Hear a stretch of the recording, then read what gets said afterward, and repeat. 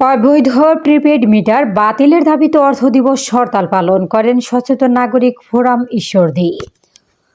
আজ রবিবার ৪ জানুয়ারি নাগরিক ফোরাম ঢাকা হরতাল সকাল ৬টা হতে দুপুর ১২টা পর্যন্ত কোথাও কোনো অপ্রীতিকর ঘটনা ছাড়াই শান্তিপূর্ণভাবে হরতাল পালিত হয়েছে।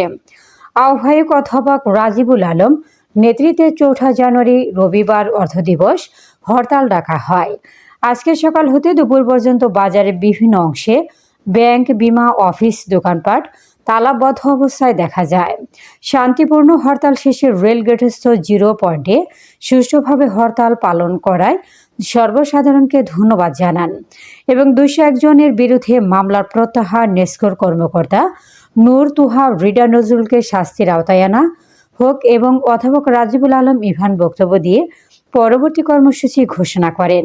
সার্বিক ব্যবস্থাপনা ও সঞ্চালনায় ছিলেন সদস্য সচিব রাগিব হাসান রিজভী। নতুন কোন প্রিপেড মিটার লাগাতে হলে প্রতিরোধ করুন সবাই মিলে। যাদেরকে ইতিমধ্যে প্রিপেড মিটার লাগিয়ে দেওয়া হয়েছে কিনে প্রিপেড মিটার খুঁজে লাগিয়ে নেন এবং প্রিপেড মিটার নেস্কো অফিসে ফেরত তাদের পূর্ণাঙ্গ তালিকা সচেতন নগরবাসী ফোরাম অচিরেই সামাজিক যোগাযোগ মাধ্যমে প্রকাশ করবে।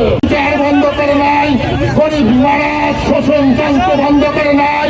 আমরা স্মারকলিপি দিয়েছি, জ্বালানি উপদেষ্টা বরাবর প্রতীক অনশন করেছি, মিটিং করেছি, আমরা গণসমাবেশ করেছি, প্রতিবাদ সভা করেছি, ঘেরাও করেছি।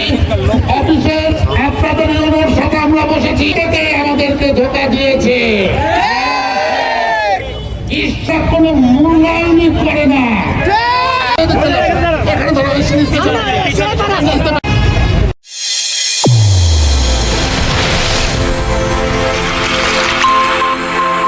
চ্যানেল A1 হৃদয়ের স্পন্দন।